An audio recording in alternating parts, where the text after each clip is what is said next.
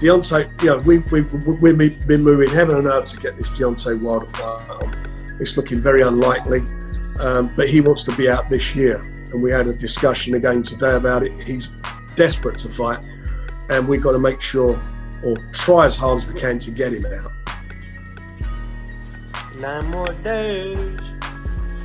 9 more days. You already know. That's all we do is stay sharp. And we ready. Let's go.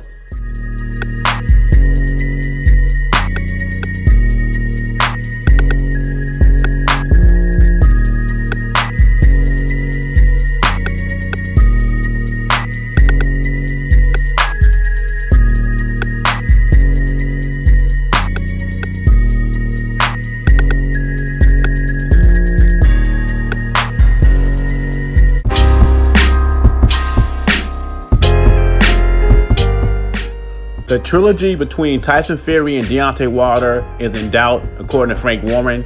He would say Bob Arum needs to pull a rabbit out of his hat. So it looks like this fight will be happening in 2021. Until then, Fury wants to fight. And who will Fury fight? The last fight was the highest grossing heavyweight fight in Las Vegas history. And that's a lot of money, nearly $20 million. And we're still going through a pandemic season and cases are rising. So the money's not going to be there. I think that's the problem with a lot of these fights being pushed back. They're trying to get the most money they can. And they get all these built-in excuses about the college football season and stuff. They're flat out, if the money and the live gate was there, they would still have the fights going on. And it doesn't seem like the pandemic is going anywhere time soon. So somewhere down the line, you're going to have to bite the bullet. This year is a wash when it comes to the live gate. When it comes to Deontay Wilder's case, it's probably best that the fight's postponed so he can figure out his training situation. Is he going to stick with JD's, or is he going to bring another person in to help out? According to Frank Warren, Tyson Fury is eager to get in the ring. It's going to be very interesting who he picks as an opponent. And we know it's not going to be no Povetkin, White, or anybody like that. I see him getting in the ring with someone like Eric Molina, Malik Scott, a tune-up. And I have to take my hats off to the Charlo brothers. They knew they wasn't going to do huge numbers. There's no live gate, the pandemic. And they still went on with the pay-per-view. Major props to the Charlo brothers, and double props for Teofimo Lopez and Lomachenko. They're not even on pay-per-view. They're on ESPN. It's basically a free fight. These two guys see the big picture down the road. They're also looking to be undisputed, and they're looking for greatness.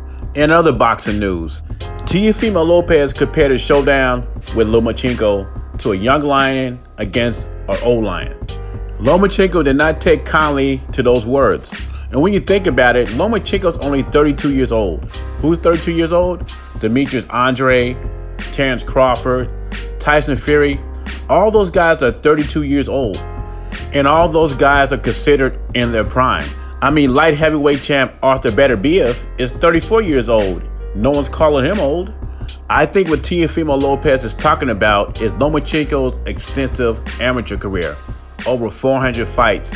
That can have a wear and tear on your body, but Lomachenko said he feels great. He feels young at 32. His camp says age will not be a factor in this fight. You hear Lopez says it all the time, Lomachenko's old, he's on his way out. Those are psychological games, mind games for the fight. It also sounds like Lomachenko take care of his body. He doesn't smoke or doesn't drink.